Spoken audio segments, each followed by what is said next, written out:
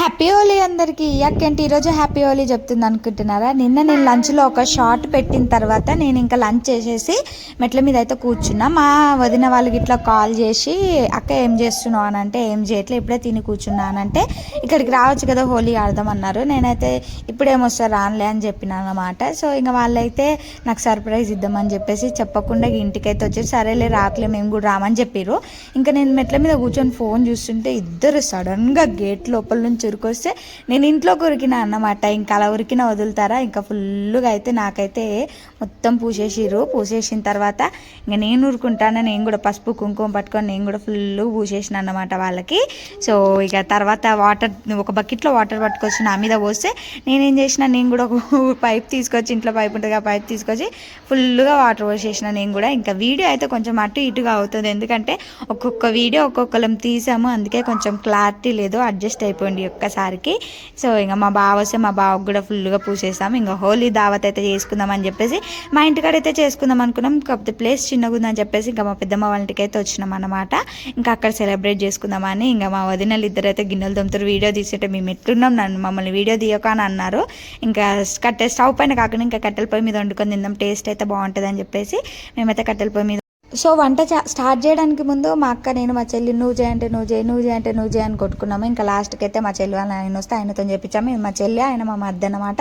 So ఇంకా వంట అయితే ఇక చేస్తున్నాడు. ఆయన ప్రాసెస్లోకి అంటే ఆయన రెసిపీ ప్రాసెస్లోకి వెళ్ళిపోతే ఫస్ట్ అయితే ప్యాన్ పెట్టుకొని అందులో కొంచెం ఆయిల్ వేసుకున్న తర్వాత మనకి కావాల్సిన మసాలా ఐటమ్స్ అన్ని వేసుకొని ఆనియన్స్ కొంచెం బ్రౌన్ కలర్లోకి వచ్చిన తర్వాత కొంచెం పచ్చిమిరపకాయలు కూడా వేసుకొని బాగా కలుపుకున్నాక పసుపు అల్లం పేస్ట్ వేసుకొని కలుపుకొని చికెన్ వేసి మంచిగా కలుపుకున్నాక సాల్ట్ వేసి బాగా కలుపుకోవాలి.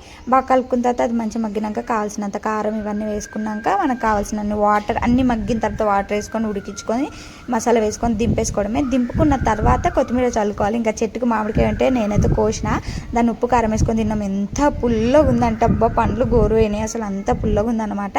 కానీ టేస్ట్ బాగుంది, పచ్చికాయకి ఉప్పు కారం తగిలిచ్చి తింటే సూపర్ ఉంది.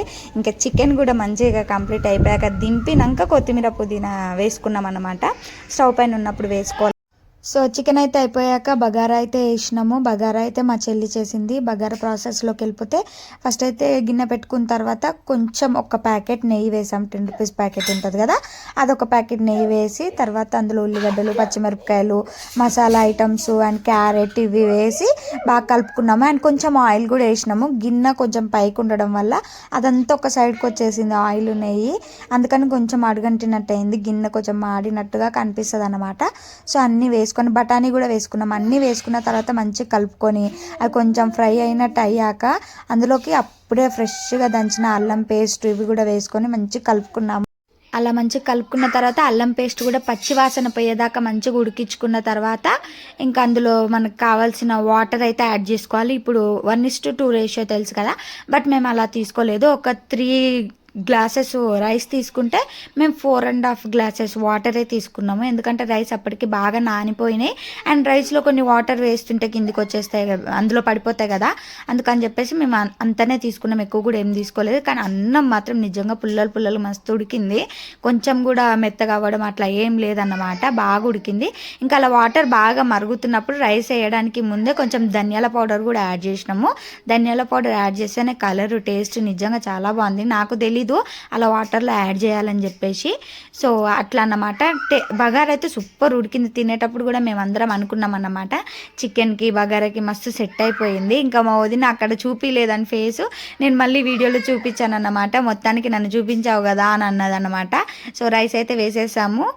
సో అలా అంతా రెడీ అయిపోయాక కర్రీ మన రైస్ మొత్తం అంతా రెడీ అయిపోయాక అందరం కూర్చొని మంచిగా ఒక థమ్స్అప్ తెచ్చుకొని పిల్లలు ఏడుస్తుంటే పిల్లల్ని మా చెల్లి కూతుర్నేమో పడుకోబెట్టింది. ఇంకా మా పిల్లలు అయితే అందరూ కూర్చొని వరుసకు కూర్చొని తిన్నారన్నమాట.